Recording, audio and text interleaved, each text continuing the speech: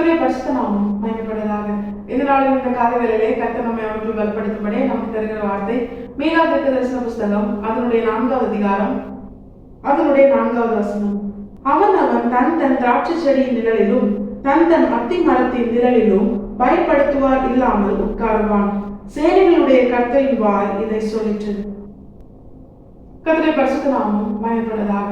இந்த வசனத்தை கொண்டுதான் தேவதேசங்களாகி நம்மை இன்று அவர்கள் பலப்படுத்துகிறார். இந்த வசனம் தேவர்களாகி நமக்கு ஒரு வாக்கு தத்துவமாய் கர்த்தர் தருகிறார். அவனவன் தன் தன் திராட்சை செடியின் நிழலிலும் தன் தன் அத்தி மரத்தின் நிழலிலும் பயப்படுத்துவார் இல்லாமல் உட்காருவான். சேனைகளுடைய கர்த்தரின் வாய் இதை சொல்லிட்டு கர்த்தர் நிச்சயமாய் இதை கேட்கிற நம் அனைவருடைய வாழ்க்கையில இதை நிறைவேற்ற அவர் வாஞ்சியா இருக்கிறார். இந்த வசனம் எதை உணர்த்துகிறது தெரியுமா?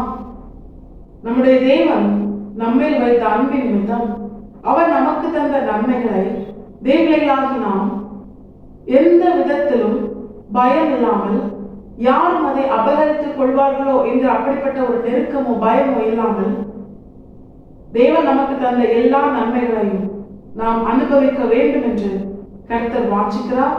கர்த்தர் அதை செய்ய ஆவலாயிருக்கிறார். கர்த்தர் அதை வாக்கு பண்ணுகிறார். கர்த்தர் உண்மையுள்ளவராய் இருக்கிறதுனால நிச்சயமா இந்த வசனத்தை நம்முடைய வாழ்க்கையில் நிறைவேற்ற அவர் போதுமானவராய் இருக்கிறார். தேவர்களாகி நமக்கு அவர் வாக்கு பண்ணுகிறார். அவனவன் தன் தன் திராட்சை செடியின் நிலையிலும் தன் தன் அத்தி மரத்தின் நிலையிலும், சிம்பிளா சொல்லணும்னா தேவர்களாகி நமக்கு கர்த்தர் தந்த நன்மைகளை, நமக்கே அவர் தந்த சுதந்திரத்தை, ஆசீர்வாதத்தை பயப்படுத்துவார் இல்லாமல் அனுபவிக்க, அதன் நன்மைகளை நாம் சுதந்திரிக்க தேவன் அனுகிரகம் செய்வது என்று அவர் வாக்கு பண்ணுகிறார். சேனைகளுடைய கர்த்தரின் வாயதை சொல்லிட்டு என்று இந்த வசனத்தை, இந்த வாக்குத்தத்தத்தை கர்த்தர் உறுதிப்படுத்துகிறார். அவர் சொல்ல ஆகும், அவர் கட்டளை நிற்கும். அந்த கர்த்தர் தான் இந்த வாக்குத்தத்தத்தை எனக்கும் உங்களுக்கும் ஆம் என்றும் ஆமென் என்றும் வாக்கு பண்ணுகிறார். இந்த வசனத்தை தேவர்களாகி நாம் சுதந்திரிக்க வேண்டுமானால் நாம் என்ன செய்யணும்? எந்த ஒரு வாக்குத்தத்தமும் நிச்சயமாக கட்டளை இல்லாமல் இருக்காது. இப்ப கர்த்தர் நமக்கு தந்த நன்மைகளை பயப்படுத்துவார் இல்லாமல் நாம் அனுபவிக்க வேண்டுமானால் நாம் செய்ய வேண்டியது என்ன? இதே மீகா தீர்க்கதரிசன புஸ்தகம் அதனுடைய 4வது அதிகாரம் அதனுடைய 5வது வசனத்துல கர்த்தர் தெளிவாய் நமக்கு காண்பித்து தருகிறார். சகல ஜனங்களும் தங்கள் தங்கள் தேவனுடைய நாமத்தை பற்றி கொண்டு நடப்பார்கள். நாங்களும் எங்கள் தேவனாகிய கர்த்தருடைய நாமத்தை பற்றி கொண்டு என்றைக்கும் உள்ள சதா காலங்களிலும் நடப்போம். இதுதான் கர்த்தர் எதிர்பார்க்கிறார். நானும் நீங்களும் இதன்படி வாழ வேண்டும் என்றுதான் கர்த்தர் எச்சரித்து உணர்த்துகிறார். தேவர்களாக நம்முடைய வாழ்க்கையில எதை பற்றி கொண்டிருக்கிறோம்? பற்றி கொண்டதுனா என்ன? நாம் சார்ந்து இருக்கிற காரியம். எதை நம்பி இருக்கிறோம்? எதை நம்முடைய இருதயம் சார்ந்து இருக்கிறதோ, நம்பி இருக்கிறதோ அதைத்தான் நாம் பற்றி கொள்வோம். இங்கே வேதம் நமக்கு காண்பிக்கிறது, எந்த ஒரு மனுஷன் தேவனுடைய நாமத்தை பற்றி கொள்ளுகிறானோ, கர்த்தரின் நாமத்தை பற்றி கொண்டு நடக்கிறானோ, அவன் வாழ்க்கையில் தான் நாம் தியானித்த இந்த மேன்மையான ஒரு ஆசீர்வாதம் அவனுக்கு சுதந்திரமாக கொடுக்கப்படும். அவனுக்கு அவன் வாழ்க்கையில கர்த்தர் கொடுத்த எல்லா நன்மைகளையும் பயப்படுத்துவார் இல்லாமல் அனுபவிக்கும் அனுகிரகத்தை கர்த்தர் கொடுப்பார். ஏன்னா இந்த கடைசி நாட்கள்ல எவ்வளவுதான் ஆசீர்வாதம் இருந்தாலும் அதை அனுபவிக்கிற அனுகிரகம் கர்த்தர் கொடுக்கிறனா அதை அனுபவிக்க முடியாது.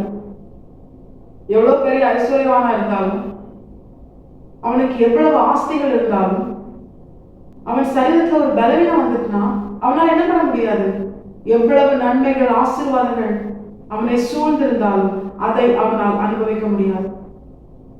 இப்படிதான் இந்த கடைசி நாட்கள் எல்லாருடைய வாழ்க்கையிலுமே என்ன நன்மைகள் இருந்தாலும் அதை அவர்களால் அனுபவிக்க முடியாமல் போவதற்கான காரணம் என்ன தெரியுமா? அதை அனுபவிக்கும்படியான அனுகிரகத்தை தேவன் அவர்களுக்கு கொடுக்கவில்லை.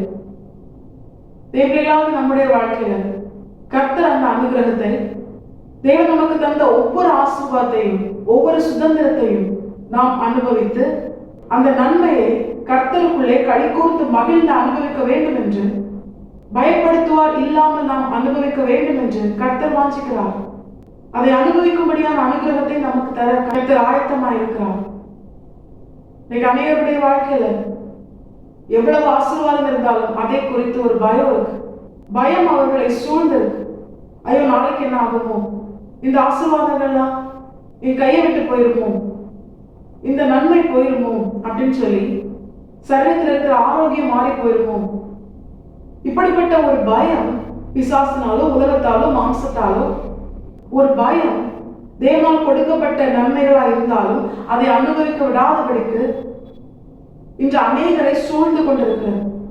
அப்படி சூழ்ந்து இருக்கிறதுனால அவங்களால எவ்வளவு ஆசீர்வாதம் நன்மை இருந்தாலும் சந்தோஷமா இருக்க முடியாது. பயப்படுத்துவார் இல்லாமல் நான் உனக்கு தந்த நன்மைகளை அனுபவிக்கும்படியான அனுகிரகத்தை உனக்கு தர நான் ஆயத்தமா இருக்கிறேன். அதனை சுதந்திரிக்கணும்னா நீ என் நாமத்தை பற்றி கொள்ள வேண்டும் என்று கர்த்தர் உணர்த்துகிறார். கர்த்தர் எச்சரித்து உணர்த்துகிறார். தேவர்களாகி நாம் எதை பற்றி கொண்டிருக்கிறோம், எதை சார்ந்து இருக்கிறோம், எதை நம்பி இருக்கிறோம்?